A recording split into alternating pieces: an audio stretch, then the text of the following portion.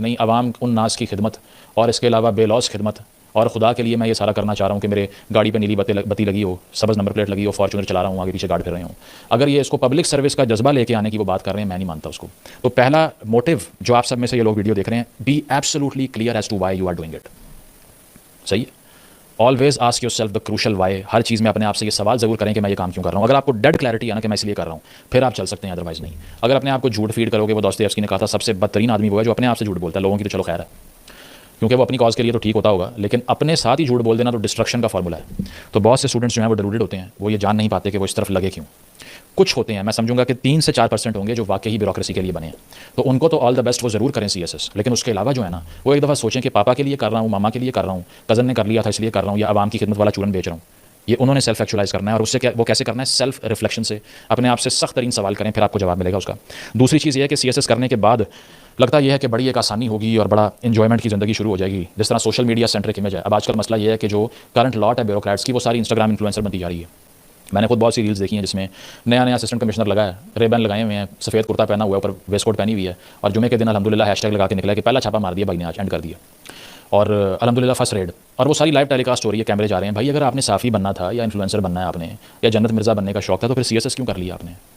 Bureaucracy تو civil engagement کی، public at large کو سرو کرنے کی ایک پوری ہیرارکی ہے. وہ تو سیلف پروموشن کی تو بات ہی نہیں ہے اس میں کوئی. آئیڈیل بات کر رہا ہوں، ٹھیک ہے. اس میں آپ یہ دیکھ لیجئے کہ میکس ویبر کا جتنا بھی کام ہے بیوروکریسی پہ، کسی بھی CSS کرنے والے اسٹوڈنٹ کو وہ پڑھنا چاہیے. ویبر کا جو ریشنل لیگل اتھارٹی کا فریم ورک ہے اس کو پڑھیں. اس میں کیا کہتا ہے؟ کہتا یہ ہے کہ گورنمنٹ جو ہے وہ ریشنل لیگل اتھارٹی سے فنکشن کرتی ہے، یعنی کہ لیگلی انیکٹڈ رولز ہونے چاہیے. اس میں legitimacy of formal rule base system پہ یقین ہونا چاہیے، اور وہ امپرسنل ہوتی ہے. اس کا مطلب یہ ہے، امپرسنل ہونے کا مطلب یہ ہے کہ اس کی اتھارٹی کسی شخصیت سے بائنڈنگ نہیں ہوتی، کسی شخصیت سے جڑی ہوئی اتھارٹی نہیں ہوتی. اسی لیے جو طاقت ہے وہ کرسی میں ہے، وہ شخصیت میں نہیں ہے. پاکستان کا ایشو یہ ہے کہ یہاں ایک ہی کرسی ہوگی، لیکن اس پہ آنے والوں کی امیج بالکل مختلف ہوگی، طاقت بھی مختلف ہوگی.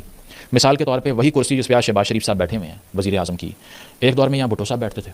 کہا جاتا تھا کہ ان کی طاقت بہت زیادہ ہے، بھٹو صاحب کی، بڑا اسٹرانگ پرائم منسٹر ہے. آج شہباز شریف صاحب اس پہ آئے ہیں تو لوگ کہتے ہیں ویک پرائم منسٹر ہے.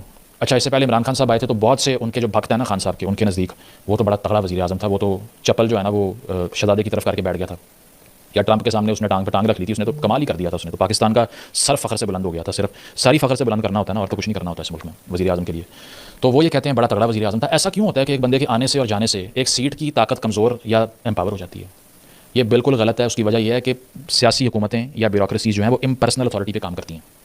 اس میں آفس کی طاقت ہوتی ہے، شخص کے آنے جانے سے کوئی فرق نہیں پڑنا چاہیے. ہر وہ آدمی جو کہ پاکستان کی حکومت پہ تنقید کرتا ہے، وہ وزیر اعظم کے آفس کو مضبوط کرنے کی بات کرے، نہ کہ عمران کو لانے کی، نواز کو لانے کی، زرداری کو لانے کی بات کرے. یہ تو اس لیے لوگ کرتے ہیں نا کہ سوشل کانٹریکٹ کی ABC نہیں آتی، ان پڑھ ہوتے ہیں اس لحاظ سے.